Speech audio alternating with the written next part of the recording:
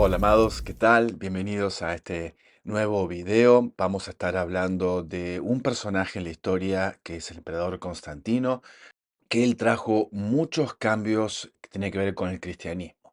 Probablemente muchos no sepan de estas historias o de estos cambios o de esta influencia que este emperador, sí, el primer emperador cristiano, según se lo llama, ha hecho y ha cambiado el cristianismo no solamente, sí, desde el año 300, sino que aún hoy hay mucha de su influencia, de sus cambios y de todas esas situaciones que han originado desde que él tomó el gobierno y el poder y hizo varias cosas. Entonces, queremos poder sacar a luz y poder exponer juntos y hacer un recorrido tanto histórico, pero también de todo lo que fue sucediendo. Si bien desde ya hay ciertas cosas que no fueron originadas por él mismo, pero sí fueron desarrolladas por la influencia de él, ¿sí? Por otras personas que estaban en el mismo periodo de tiempo o apenitas posterior, ¿sí? Entonces, desde ese momento realmente se iniciaron realmente un montón de cosas que cambiaron el cristianismo para siempre. Entonces, vamos a ver un poco de historia. Entonces, para poder tener un poco de contexto, él toma el poder cuando su padre fallece, esto es en el 306 después de Cristo, pero es solamente de una porción oriental de lo que sería el Imperio Romano porque el emperador Diocleciano abdica, entonces se genera un caos en la parte de la sucesión y hay una división en todo lo que es el imperio, ¿sí? En distintas facciones y grupos. Entonces comienza desde el 306 hasta el 323 una larga lucha constante, ¿sí? De guerras civiles y distintas situaciones. Constantino es hijo de un soldado que servía, ¿sí? A este Diocleciano y él tiene el hijo, él es, o sea, es un hijo bastardo porque lo tiene con Helena, que era una sirvienta de la casa de este soldado. Entonces, podemos ver ese origen y esa lucha y ese ascenso, ¿sí? Por medio de la lucha al poder en todo ese tiempo, ¿sí? Podemos también tener como un trasfondo, poder tener un entendimiento de que el porcentaje de cristianismo en esa época en el Imperio Romano se calcula que estaba cercano al 10% de lo que sería la población, ¿sí? Entonces eso es como para tener un contexto de cómo veníamos. También otro contexto es que había gran parte de los, o sea, muchos de los soldados eran cristianos, ¿sí? Se puede ver todavía hoy en día en distintas excavaciones, sobre todo en Inglaterra, en distintos lugares de los romanos estuvieron, hay tanto señales de la cruz, ¿sí? En algunas partes de lo que sería es el fuerte, pero en otras partes de ese fuerte también se encuentran restos de otro dios y otra creencia que es el dios Mitra, ¿sí? Entonces, vamos a hablar un poquito acerca de esta figura, ¿sí? Mitra es un poco introducido en el año 62 antes de Cristo, lo que es el Imperio Romano. Es un culto como muy hermético, muy dentro de los secretos de cosas solamente para los que participaban, por eso no hay mucho que se conozca hoy en día justamente por esto, y hay muchas, o sea, hay muchas iglesias que hoy en día se construyeron sobre distintos altares mitraicos. Como podemos ver en esta imagen, lo que se está haciendo, el, que tenían esta figura y por detrás de esta figura, tallado en piedra, ponían velas. Entonces se generaba ese efecto de luz, ¿sí? De sus pelos, ahí, porque era el dios Sol. ¿Sí? Entonces, desde esta figura del halo, ¿sí?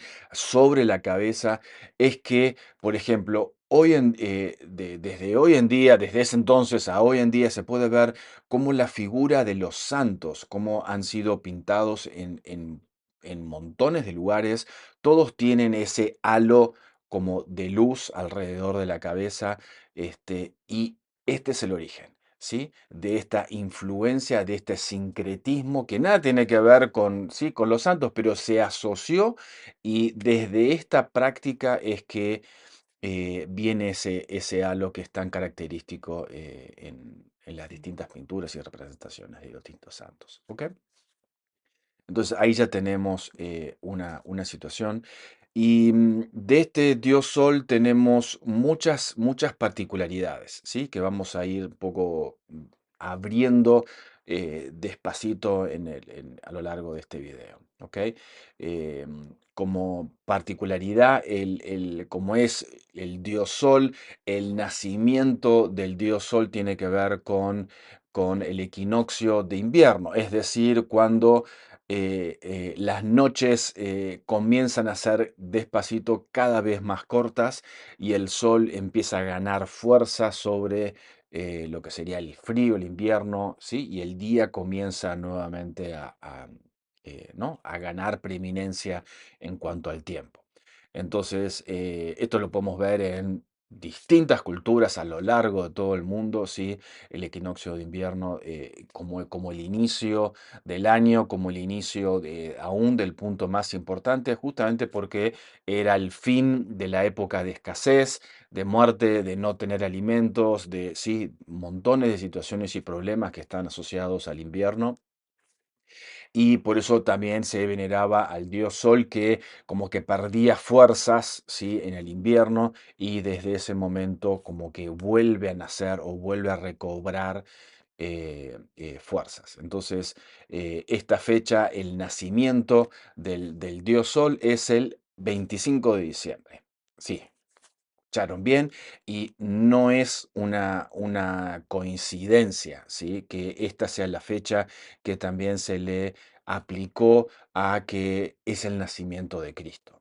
Vamos a ver a lo largo de todo este video que empezó a surgir un sincretismo, una unión. Se trató forzosamente de unir las dos religiones principales, ¿sí? De los soldados en particular, ¿sí? Recuerden que gran parte de su reinado él estuvo con luchas y necesitando el apoyo y el respaldo de los soldados.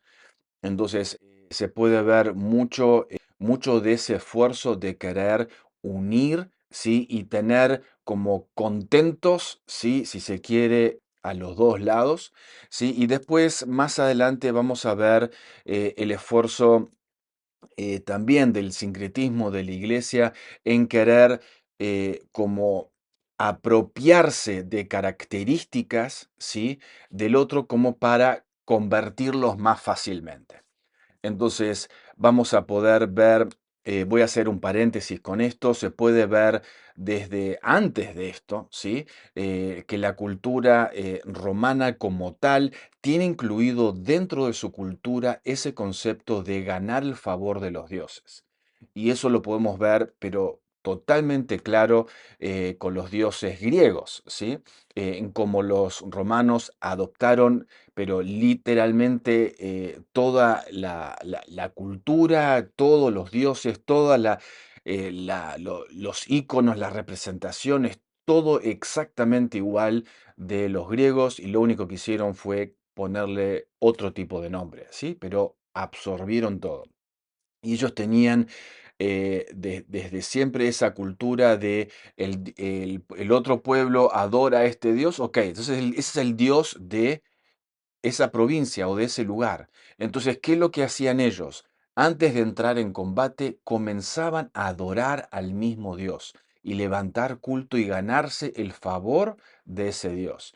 Entonces, de esa forma, eh, hacían, sí, guerra espiritual, ¿sí? Adoptando los dioses de cada sector, de cada lugar, de cada pueblo. Entonces, de esa forma, los dioses no iban a ver como contrarios a los romanos, sino que como una continuidad. Ellos son más fuertes, ellos también me adoran, entonces yo no voy a luchar por este otro pueblo, ¿sí? Que ha estado aquí.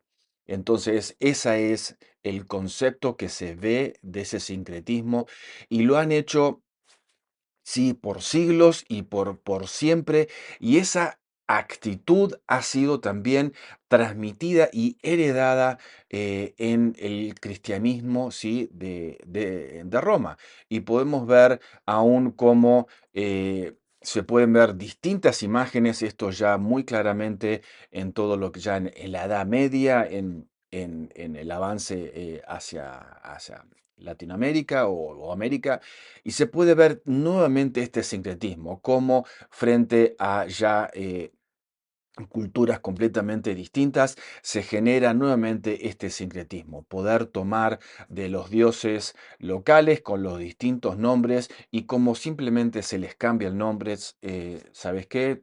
El dios que servís, sí, Pachamama, ya no se llama así, ahora se llama la Virgen María. Esto no es el cerro tal cual, ahora es, y simplemente por cambiar los nombres y mantener el culto. Entonces, esto se puede ver siempre, por eso también la práctica cristiana católica en distintos países también es muy distinta.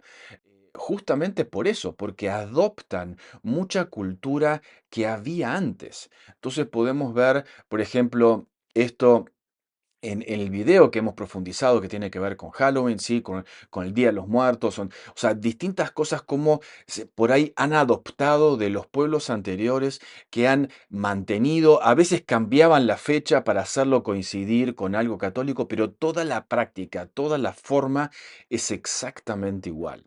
Y esto se puede ver a lo largo de todos los pueblos, ¿sí?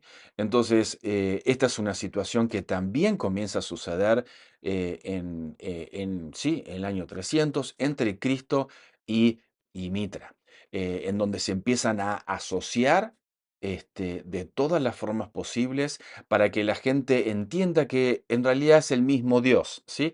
Ese es un poco el engaño de ese sincretismo, ¿sí? Solamente cambiando el nombre. Otra cuestión importante histórica que también sucede es el Edicto de Milán. Esto sucede en el año 313. Este edicto viene a convalidar el Edicto de Tolerancia Esárdica del emperador Galerio, que ya había estado un tiempo antes, y pone fin a la persecución del cristianismo.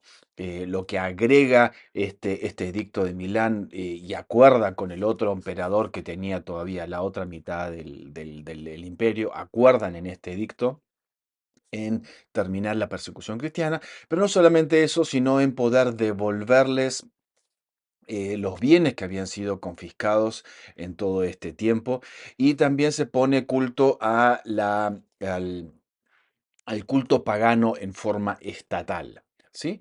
Eso es lo que hace este edicto de Milán. Entonces, de esta forma y a partir de este momento, el cristianismo y los distintos obispos son bienvenidos y recibidos en el palacio. Entonces podemos ver que hay una tendencia a favorecer de Constantino, favorecer a los obispos, a los consejeros que eran cristianos, ¿sí? Pero, ¿sí? No era que era exclusivo, también podía tranquilamente poderse mover con distintas situaciones. Podemos ver también que hay como todo como un mito realmente que él mismo se encargó de generar, es que en una de las batallas que él tiene en el 323 para terminar de vencer al otro, ¿sí? Contrincante, el emperador Licio, que estaba del otro lado, ¿sí? Del imperio, en esa batalla, él dice que tiene una revelación y que ve a Cristo y manda poner el escudo, un símbolo especial en el ejército, y ese símbolo especial es el que hace que pueda ganar la victoria de esa batalla, ¿sí? Y digo, Y digo mito porque realmente no podemos ver mucha evidencia de esto, si bien es el emperador mismo que se encarga de decir esto, pero muchos años luego, ¿sí? Pero no vemos, él mandó, por ejemplo, construir una puerta, ¿sí? Que realmente grafica y queda como testimonio de esa batalla y está ahí en el fresco ahí arriba. Y no hay ninguna señal, sí, ninguna cruz, ningún símbolo cristiano, absolutamente nada en todo lo de este grabado que él mismo mandó, ¿sí? Si esto realmente fuese tan categórico o haberse reconocido tan importante que ganó esta batalla por este símbolo, sí, mágico o especial, que era la cruz, sin duda estaría acá, ¿sí? Pero no lo está. Entonces vemos como hay como un relato, ¿no? Que se empieza un poco a construir. Si bien el emperador es el primer emperador cristiano y hizo muchas cosas a favor, sí, es cierto, pero también tenemos que él en las últimas semanas antes de morir es que recién ahí él decide bautizarse y sí, entendiendo esto como el querer cambiar y el querer este, ¿no? Que sus pecados sean perdonados. Y esto nuevamente era una práctica en ese momento un poco habitual, con la idea de yo quiero seguir haciendo mi vida, seguir pecando, seguir haciendo sí, y a último momento antes de morir, me pongo cuentas con Dios.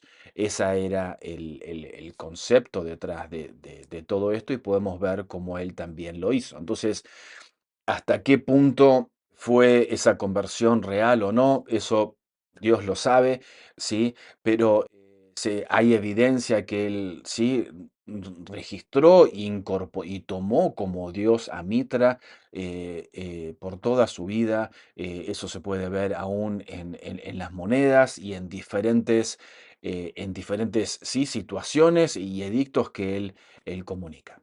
Aunque es en el año 391 que el emperador Teodosio realmente dice que el imperio romano es cristiano, ¿sí? Esto es posterior, pero realmente él hizo mucho para favorecer, eh, eh, dio muchas donaciones, construyó muchas basílicas, templos, dio mucho dinero, apoyó mucho, participó e invitó a su corte a los obispos cristianos que compartían no solamente la mesa, sino también distintos apoyos, liberó de cierto tipo de impuestos también a la iglesia, también apoyó muy fuerte económicamente en todo esto y tuvo una influencia también en el apoyo y en la organización cristiana. Ahora, esto también al mismo tiempo que se recibía el cristianismo,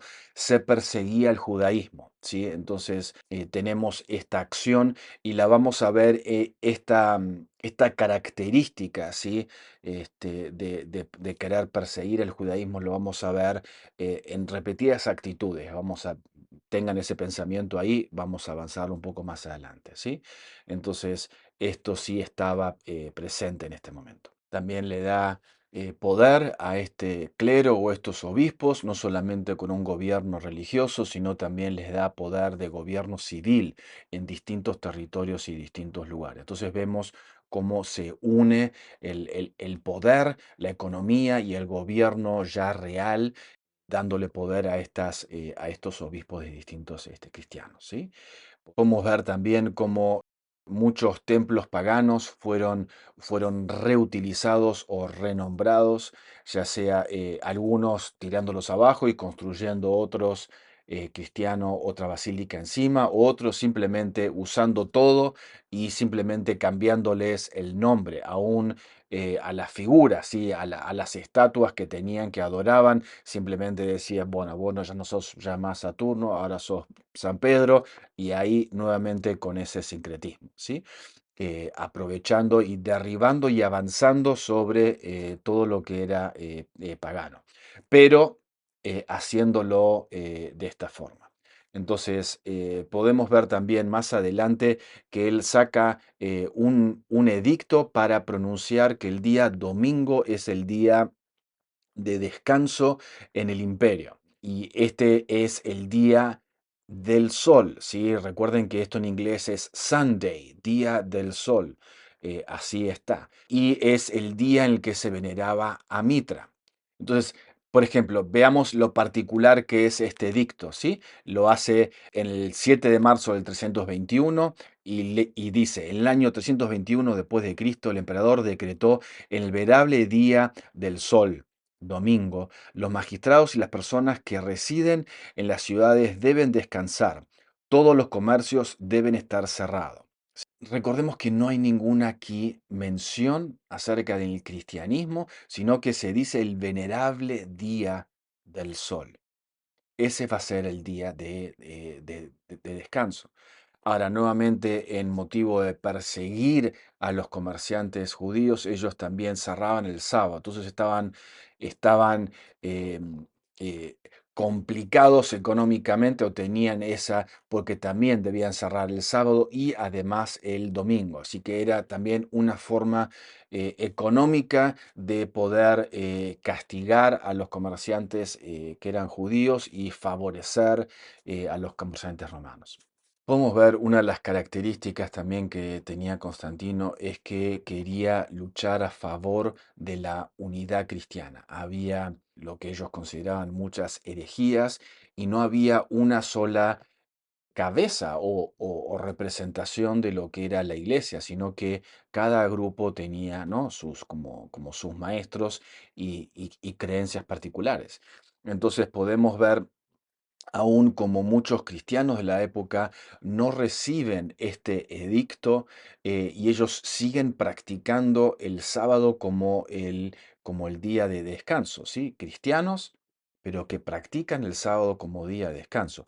Podemos ver aún en el sínodo de la Odisea que el canon 29, ¿sí? Establece y declara que los cristianos que no debían judaizarse descansando en el sábado, sino trabajar en ese día, el lugar del horario como el día del Señor, y si pueden entonces descansar como cristianos. Podemos ver también, según el texto del Catecismo Doctrinal, el 5 en 1566, o sea, mucho después, el Concilio de Trento traslada el, el- el- el descanso al primer día. Dice, place a la Iglesia de Dios que la celebración religiosa del día de reposo se traslade al día del Señor el domingo.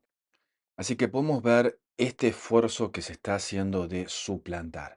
Ahora, vamos a hacer un paréntesis. En el video que hemos preparado de Semana Santa, ahí hemos podido abrir y exponer cómo realmente el Señor Jesús no resucitó un domingo, sino que resucitó, ¿sí? Al anochecer del sábado, para que se cumplan, ¿sí? Justamente los 3 días y 3 noches. ¿Sí? Y ya ahí, si quieren ver más detalles al respecto de toda la enseñanza errónea que se produjo entre que él resucitó un domingo para hacer el día del cristianismo el domingo y no el sábado, eso es falso. Y todo también nace de este sincretismo y esta enseñanza se comienza a enseñar desde este momento. Entonces ellos desde ahí cambian las fechas, ¿sí? De distintas cosas. En primer lugar, determinan el nacimiento del Señor Jesús coincidiendo con el nacimiento de Mitra el 25 de diciembre. También hacen que Cristo resucita un domingo, pero esto tiene que ver con un error en el entendimiento de la tradición judía, ¿sí? Y todo lo que hemos explicado, porque en esa semana no había un sábado, había 2 sábados, porque había un Shabbat, una fiesta muy especial, ¿sí? Que caía. Entonces, si él muere el viernes a la tarde, ¿sí? A la tarde-noche, no hay 3 días, ¿sí? Tenemos sábado a la tarde sería un día, domingo a la mañana es un día y medio.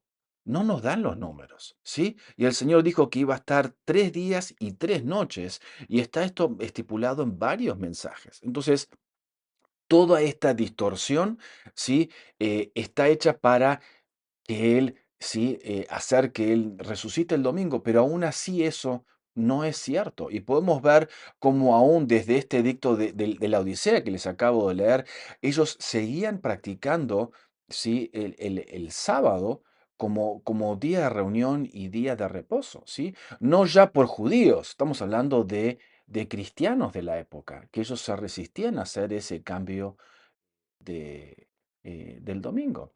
Y nuevamente ellos establecen una nueva fecha de la Pascua. Por eso es que hoy en día la Semana Santa no coincide con el calendario judío de la Pascua.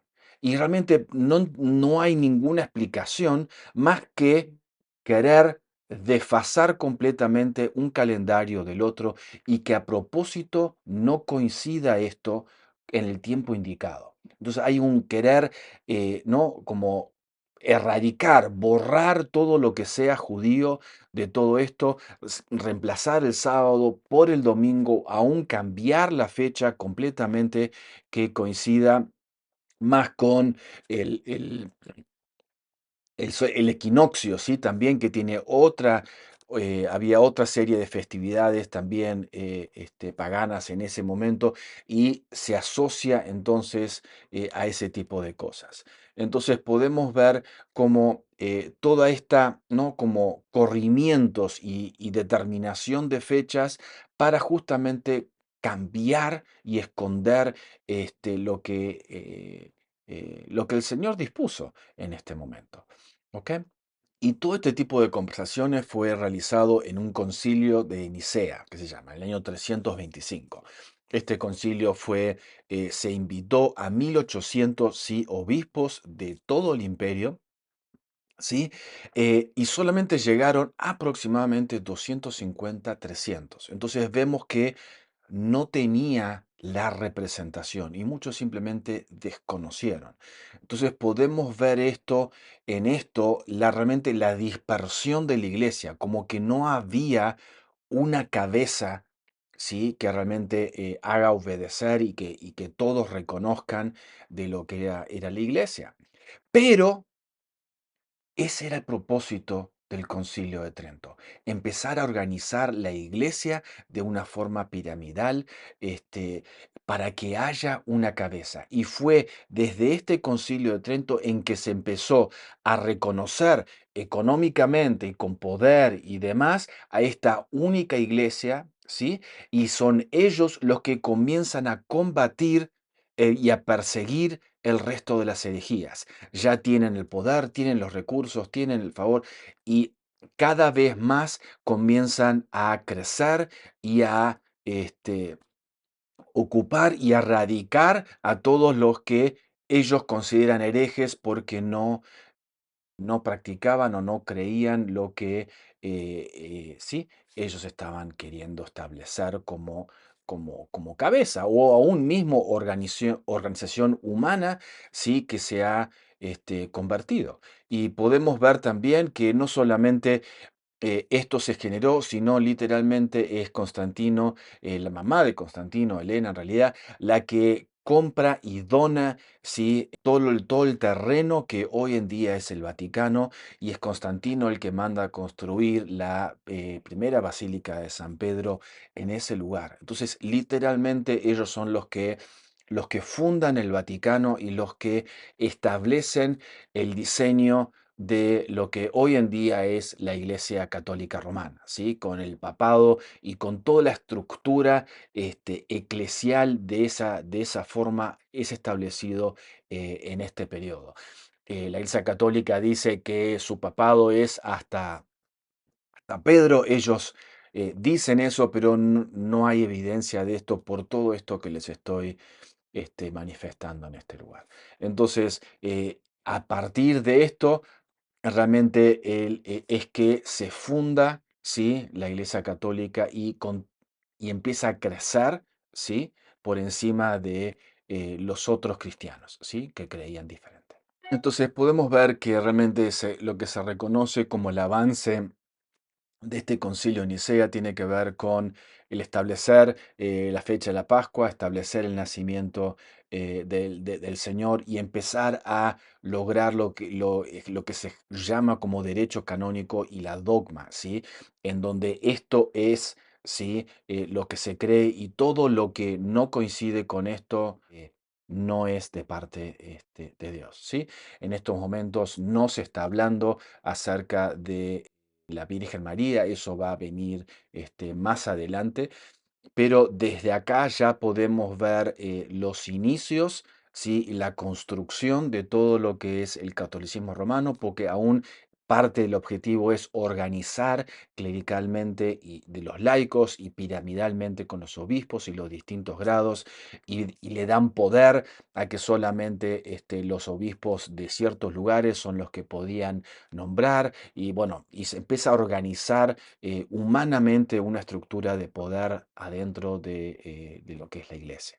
Este concilio de Nicea fue hecho justamente en Nicea, donde el Constantino tenía su palacio de verano y Constantino presenció y estuvo presente a lo largo de todo este concilio. Entonces podemos ver el grado de influencia, ¿sí? Que él tuvo en este concilio realmente fue muy fuerte. Y podemos ver justamente en esto por qué es que los, ¿sí?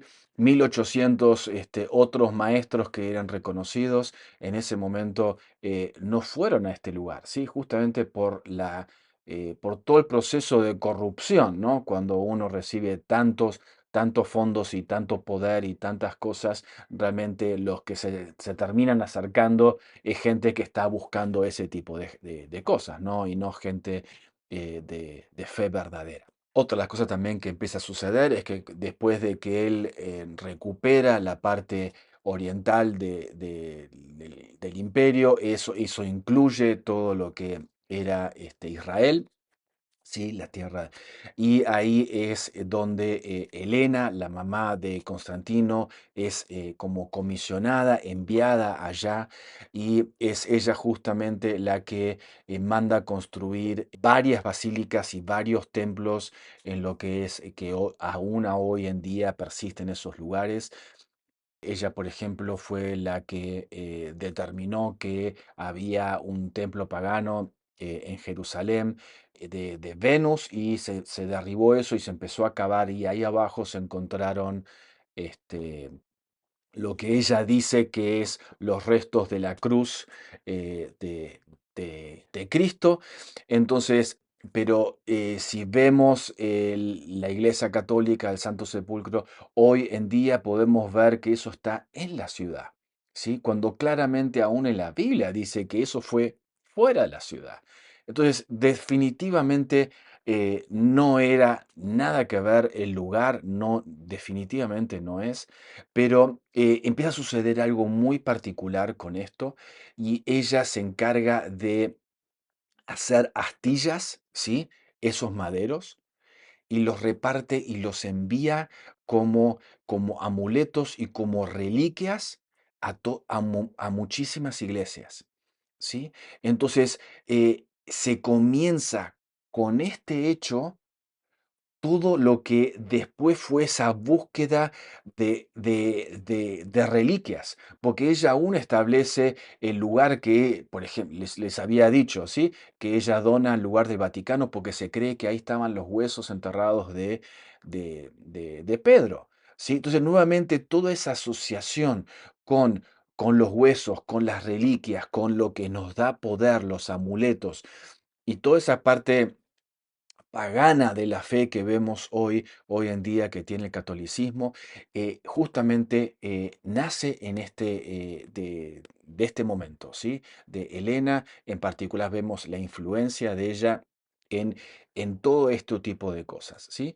También a ella se le atribuye el lugar y la construcción de la iglesia de la Natividad en una cueva, ¿sí? En Belén, o sea, ella manda a construir eso. También ella encuentra los restos de los Reyes Magos y también los envía a una iglesia. Ella también construye la iglesia del Monte de los Olivos.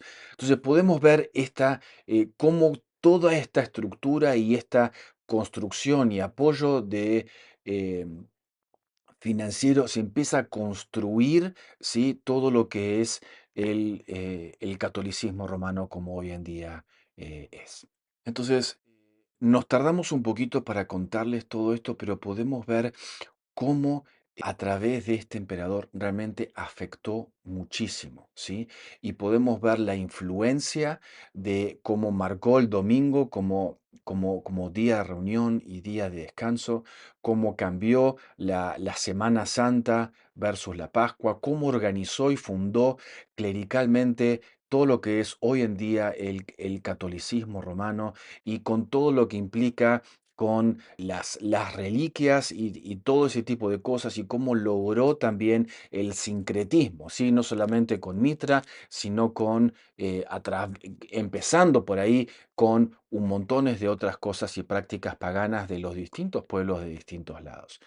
Entonces, realmente ha sido muy, muy, muy fuerte la influencia y cómo aún hasta hoy en día, ¿sí? Seguimos creyendo y celebrando y practicando muchas cosas pilares, troncales dentro de lo que es el cristianismo, según la cosmovisión y lo que este hombre introdujo y comenzó a mezclar, ¿sí? Dentro del cristianismo. Entonces, por eso estamos un poco preparando toda esta serie de videos que estamos haciendo para poder entender y conocer los tiempos, porque queremos entrar, conocer y regirnos por los tiempos según Dios, como Él los establece, ¿sí?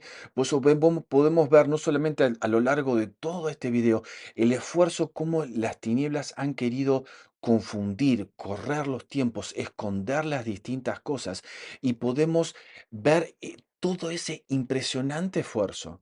Y sin embargo, por el otro lado, podemos ver el esfuerzo y la precisión de Dios en querer cumplir los tiempos, ¿sí? Cumplir la hora del sacrificio de la Pascua fue el mismo momento, en el mismo día. O sea, hay un entendimiento, o sea, Dios es Dios gobernando y manifestándose en la precisión justamente de los tiempos, que lo hace tan maravilloso, tan, wow, sos Dios. Entonces, realmente, este es lo que nos motiva a hacer todos estos videos, a poder soltar luz, a poder hablar verdad y que realmente podamos abrazar, sí, no al Cristo que han desvirtuado, sino al Cristo de verdad, sí, y poder empezar a sacudir y a sacar, sí, todas las partecitas que han querido añadir a lo que estamos creyendo, a nuestra fe. ¿Sí? Y al exponer esto ya como mentira, ya podemos tranquilamente poder tener una fe más limpia, más sólida, más unida a como el Padre realmente diseñó y creó todo esto, ¿sí? Entonces esperamos que podamos encender ese celo, ¿sí? Por la verdad, ese celo, aún combatiendo tradiciones, combatiendo cosas que se han enseñado aún por siglos, ¿sí? Poder decir, Señor, quiero descartar estas tradiciones, me doy cuenta que son cosas de hombres, me doy cuenta que no son verdad, ¿sí? Y que no te agradan. ¿Sí? De la misma forma que el Señor Jesús combatió tan fuertemente las tradiciones en el momento en el que Él vino. Seguramente si Él viniese hoy, si hubiese venido en estos momentos, combatiría a tantas tradiciones que tenemos entremezcladas dentro del cristianismo. Es muy, muy fuerte. Entonces, que podamos tener una búsqueda sincera, una búsqueda profunda de que realmente podamos ser coherentes entre lo que creemos y lo que practicamos, ¿sí? Porque no solamente es, ok, creo que es mentira. Bueno, sí, ahora necesitamos no solamente enseñarlo, necesitamos practicarlo, necesitamos recordarlo, necesitamos transmitirlos, ¿sí? A las siguientes generaciones para que realmente podamos abrazar todo esto. Amén. Porque no se trata solamente de decir, ah, sí, Yo sé que Semana Santa no es, pero bueno, lo sigo celebrando en ese momento porque todos lo celebran ahí. Entonces, seamos valientes, ¿sí? Seamos de los que tienen fe, de los que no tienen temor a poder decir no, ¿sí? Esto es la verdad.